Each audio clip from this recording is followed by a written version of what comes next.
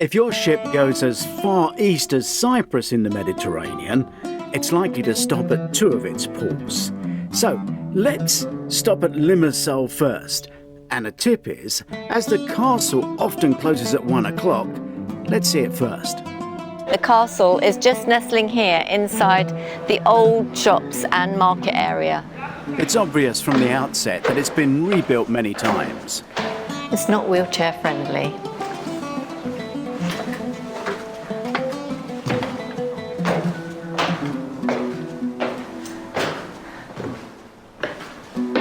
Wow.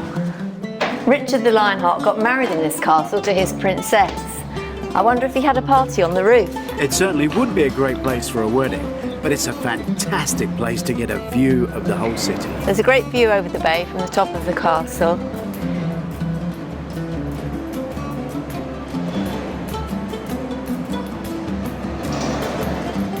You can also see the Grand Mosque, so it's a great place to get your bearings. If you come on a Sunday, do the castle first because it closes at 1.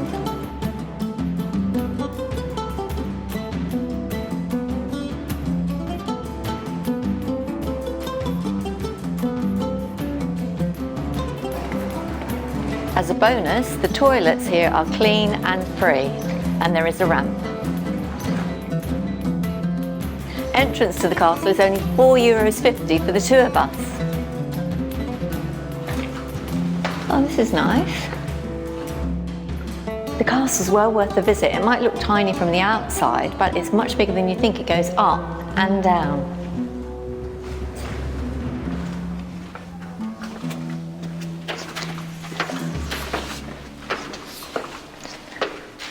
One of the nicer ones I've seen, actually. The basement is the oldest part of Limassol Castle. It's been built over a single-aisle Gothic church attributed stylistically to the first third of the 13th century. During the Ottoman period at the end of the 16th century, the basement, like the rest of the castle, took its final form. In the basement of the castle is exhibited the main collection of the medieval and Venetian tombstones. A skeleton belonging to one of the defenders of Nicosia, which had fallen into the hands of the Ottoman besiegers in 1570, is on display in a special showcase. Wow!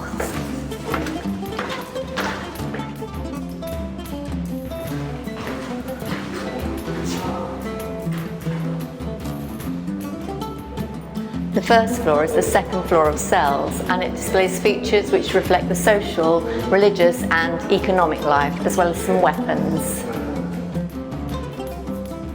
I know what you're all asking. I can hear you from here. How does this castle at Limassol compare to the castle at Paphos? I knew you'd ask, so we filmed them both. Here's the castle at Paphos, and it's right near where the ship stops. You can walk to it in seconds. So up the drawbridge we go.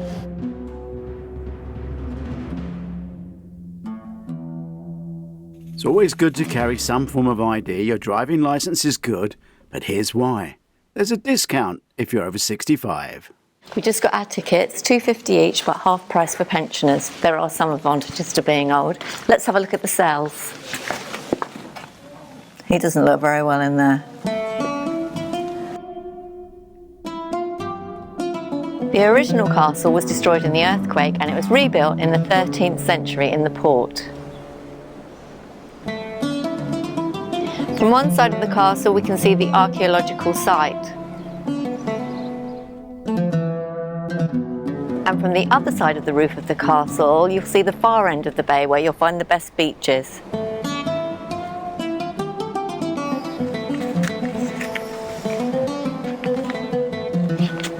The stairs are very steep, so you'll need to be mobile. Paphos Castle is very well preserved, but we found the one at Limassol more interesting. The view is worth it though. Okay, let's get back to Limassol and a bit more adventurous. We're going to walk along the front, find the beach and see the facilities.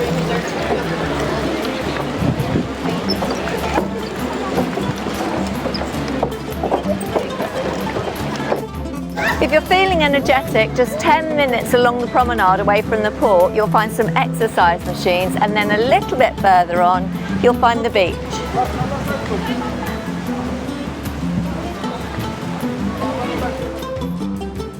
Here's a little amphitheatre. Limassol is a fun family holiday resort. One could argue that Paphos is more of an archaeological adventure to a beach resort. Let's see what's right near the castle in Paphos. This is the remains of an ancient basilica built in the 5th century AD and destroyed 653 AD by the Arabs. We're going to explore near Paphos archaeological site, which is a World Heritage Site. Let's go and have a look.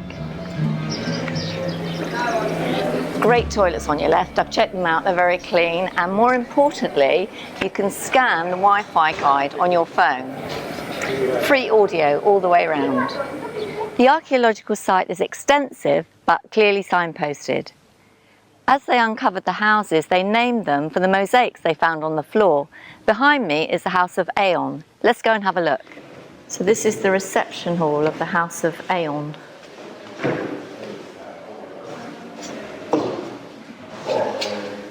Some amazing mosaics on the floor.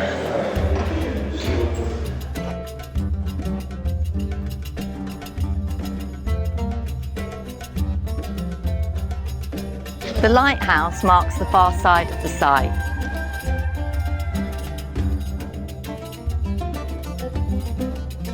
This is the House of Theseus, and that mosaic is Theseus killing the Minotaur. So Theseus is in the labyrinth. He's got a club in his right hand and he's got the Minotaur's horn in his left hand, and the Minotaur has fallen to his knees. It's a great mosaic. You can really imagine the layout, how it was. These pillars they've uncovered just really give the atmosphere, the Greek atmosphere. I just tripped over.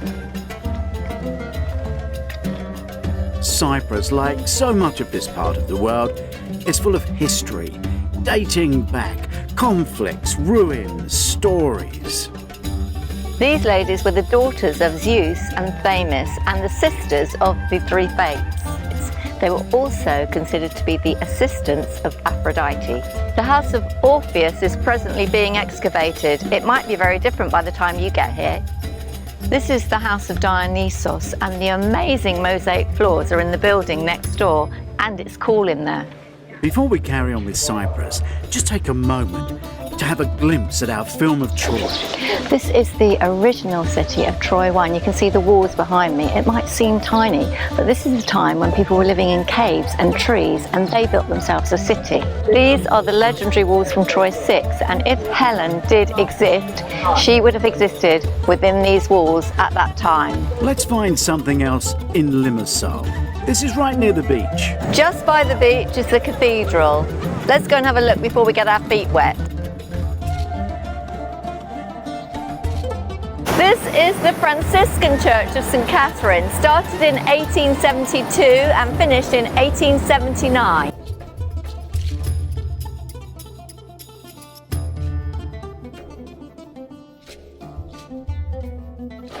Just past the Catholic Church, opposite the beach, is the municipal gardens, free to enter and loads of shady spots to relax.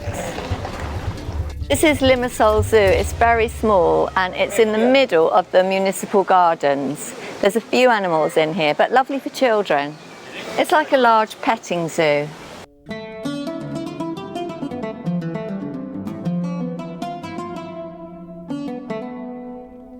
Good news, there's more than one set of toilets and they're clearly signposted. You might decide that the park along the beachfront is nicer than the municipal gardens. The grass is softer and there are just as many play parks and shady places to sit. The Byzantine Cathedral was built in the 20th century, but over the ruins of a much older church. It's Greek Orthodox and very ornate inside. The tours are mainly what we show you here: Byzantine churches, ruins, a walk around the village. But you could go and visit some neighbouring villages and sample the local food and wine. The Carab Museum is just behind the castle, and there are demonstrations of the equipment used in making carob. The carobs fall from the trees, they're whipped up, mixed with air and turned into snacks, but I guess not using mist machinery anymore. In Paphos, we just stopped for lunch at the Pelican restaurant in the harbour. And yes, the big pelican was there, as he always is. Now, just for a few seconds, imagine the Baltic route, including Russia again. The team leave Miami. They fly to Germany and join the cruise ship in Wormerand. The cruise route takes them to Latvia, then to Helsinki when they leave the ship. Take the Tallink ferry across to Tallinn. The train up to Narva, across the border and into St. Petersburg. Then they have to get out fast and rejoin the next cruise ship in Tallinn. This is not just a cruise, it's a mission. It's not just a mission, it's survival. The Unexpected is out now, with a compelling ensemble of damaged characters, like slow horses, operating on a global scale reminiscent of Jack Ryan, but driven by intellect, not firepower. It's The Wire meets Fauda in its demand for sharp detective work and geopolitical awareness, elevated to a global threat level with a ticking clock urgency of 0 day. Like The Americans, sleeper agents and long-buried secrets simmer beneath the surface. Today we're in Russia. Cruise ships, covert ops and a soul band undercover. When tourism masks a deadly game, freedom is the ultimate prize. #The Unexpected.